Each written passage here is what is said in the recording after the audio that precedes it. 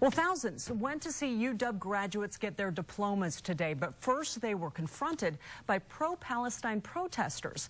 The group is angry that the commencement speaker sits on the board of giant machine maker Caterpillar, which they accuse of helping Israel build on occupied land.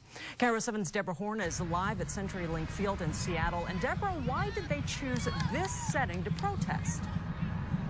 Monique, they wanted to get a message to these graduates. They see them as the future leaders of this country, and to the speaker, former U.S. Ambassador Jon Huntsman. The protesters handed out flyers as many people hurried past on their way into CenturyLink for the university's 138th commencement. They want Huntsman to use his influence with Caterpillar to get the giant company to stop providing machinery to Israel. Amin Oda is from Bethlehem in the West Bank. For someone who lived there for half of my life, I've seen Caterpillar bulldozers used by the Israeli army to destroy homes, destroy farms, destroy hopes for Palestinian people for a better future. Oda said his family sees that destruction every day because they still live in the West Bank. The protest comes some 10 years after Olympia resident Rachel Corrie stood down a Caterpillar bulldozer where Oda's family lives still in the West Bank.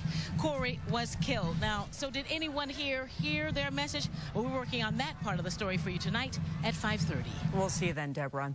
Seattle police are putting a Pioneer Square nightclub on notice. If it doesn't clean up its act, the city could shut it down. Police want volume declared a nuisance. So far this year, SPD has received 144 calls about it, and they include assaults and fights. In one case, police had to use pepper spray to break up a brawl that involved about 10 people. The owner says he's working with the city to make improvements.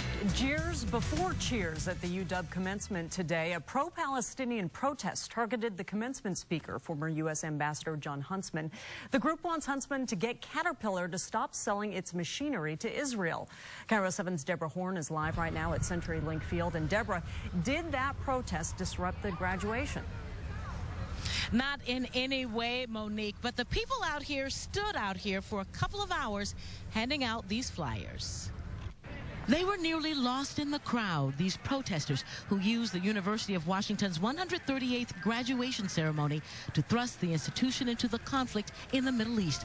A conflict they say is aided and abetted by companies like machine maker Caterpillar, which sells bulldozers around the world. The Israeli army used them to destroy homes, Palestinian homes, to destroy farms, to build Israeli settlements. That is personal to Amin Oda. He has lived here for more than 20 years, but he is Palestinian American, grew up in Bethlehem in Israel's West Bank. He says Caterpillar is helping bulldoze his people's hopes for their homeland. So most of these Caterpillar bulldozers are being used for mainly military use. It has been 10 years since Olympia resident Rachel Corrie stood down a Caterpillar bulldozer in the West Bank and lost. Now, a decade after her death, these protesters chose this place to deliver their message to the University of Washington and its commencement speaker, former U.S. Ambassador Jon Huntsman.